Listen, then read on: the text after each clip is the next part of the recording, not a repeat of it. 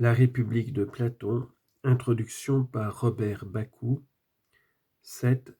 La genèse des cités injustes, mot attaché à l'injustice. 3. La démocratie. Au troisième degré de décadence correspond la démocratie.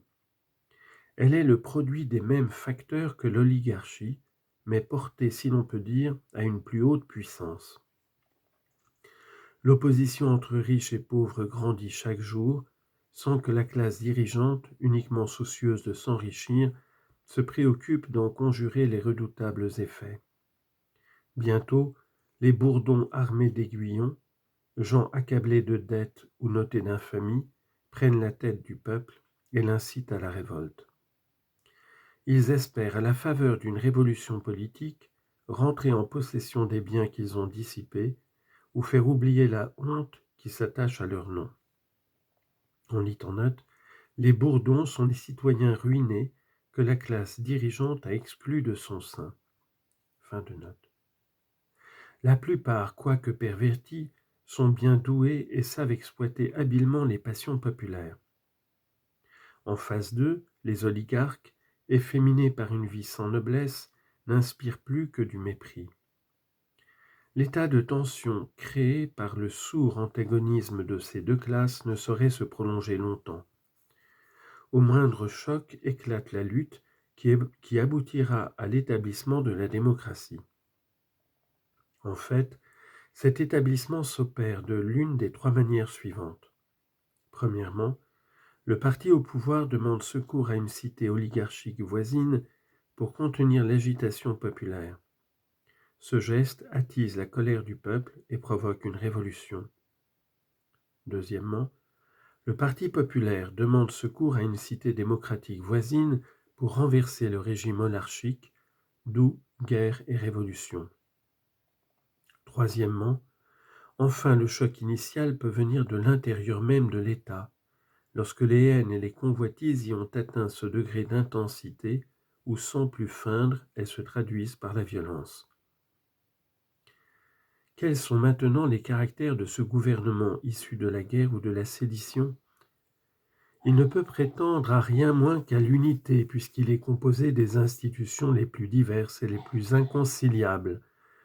On en donnera une assez juste idée en le représentant comme une sorte de bazar des constitutions. En grec, pantopolion politeion, où l'amateur n'a que l'embarras du choix.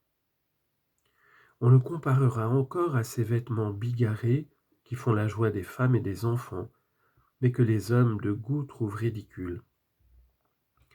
Et ce sera le montrer sous son jour le plus favorable, car si cette variété, cette riche polychromie est un défaut aux yeux du philosophe, elle ne manque pas de charme pour l'artiste qui se complaît dans le domaine des apparences. Mais l'examen nous découvre une réalité beaucoup moins séduisante. Il est de l'essence de la démocratie d'accorder aux citoyens une trop grande liberté qui dégénère fatalement en licence. Quel ordre en effet demeure possible lorsque toute contrainte est abolie, lorsque les règles morales sont abandonnées au jugement du premier venu, qui les adopte ou les rejette selon les exigences de son humeur ou des desseins qu'il a formés? Comment, d'autre part, se montrerait-il sévère à l'égard des criminels quand on compte sur l'indulgence publique pour obtenir le pardon de ses propres crimes? Dans l'État populaire, la sanction d'une faute n'est point proportionnée à sa gravité, mais, en raison inverse, au sentiment de commisération que le coupable s'est inspiré à ses juges. D'ailleurs, même frappé par une juste sentence, ce coupable, pour peu qu'il soit habile, échappe à la peine encourue.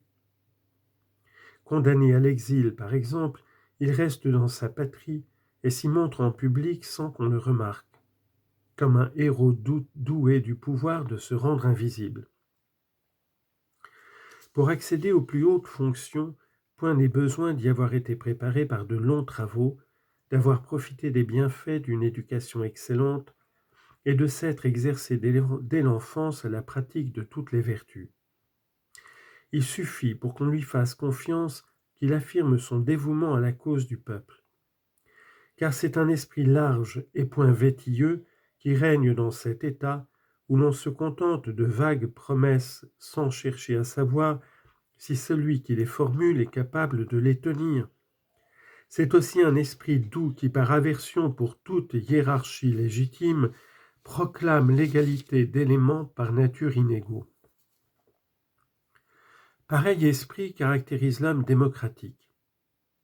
Cet homme est généralement le fils d'un oligarque, lequel lui inculque de bonne heure le sens de l'épargne et de la parcimonie. Habitué à ne satisfaire que les désirs nécessaires et profitables, il maîtrise d'abord les désirs superflus, que l'on pourrait appeler prodigues, puisqu'ils sont presque toujours nuisibles et coûteux. Mais un jour il se laisse séduire par les avances des bourdons et goûte de leur miel dangereux. Dès lors, ses instincts contenus trouvent de puissants alliés dans ces insectes ardents et terribles, et la sédition s'élève en lui et le déchire. Bien que ses sentiments oligarchiques reçoivent le secours des avertissements et des conseils donnés par les parents et les proches, l'issue de ce conflit intérieur n'est point douteuse. Et le moment ne tarde pas à venir, où, à ces sages ambassadeurs envoyés par de sages vieillards, il ferme les portes de l'enceinte royale de son âme. Dans cette acropole, les désirs prodigues régneront désormais sans frein ni loi. Ils en chasseront toutes les vertus, d'autant plus facilement qu'elles n'y sont point sous la garde de la science, et les couvriront d'outrages, nommant la pudeur simplicité, la tempérance faiblesse, la modération rusticité.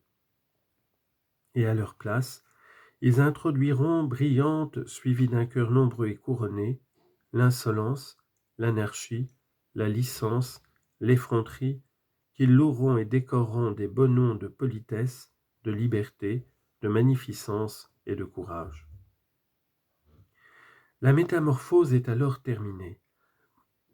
Le jeune homme n'éprouve plus de honte à vivre dans la société des Bourdons. Avec eux, il a perdu le sens de l'ordre et de l'honneur. Toutes choses deviennent égales pour lui. Bien et mal, vertu et vice, plaisir noble et plaisir bas. Privé de commandes fermes comme l'État populaire, il se livre tout entier à la tentation du moment, au désir qui le sollicite, aux vains caprices qui l'entraînent. Esclave de ses maîtres innombrables, il est au plein sens du mot l'homme démocratique, frivole, léger, incapable de logique dans la délibération et de persévérance dans l'effort. Sa vie qu'il estime libre et heureuse offre en réalité le spectacle d'une décevante anarchie. Et sans le savoir, il tisse la trame des maux qu'il redoute le plus.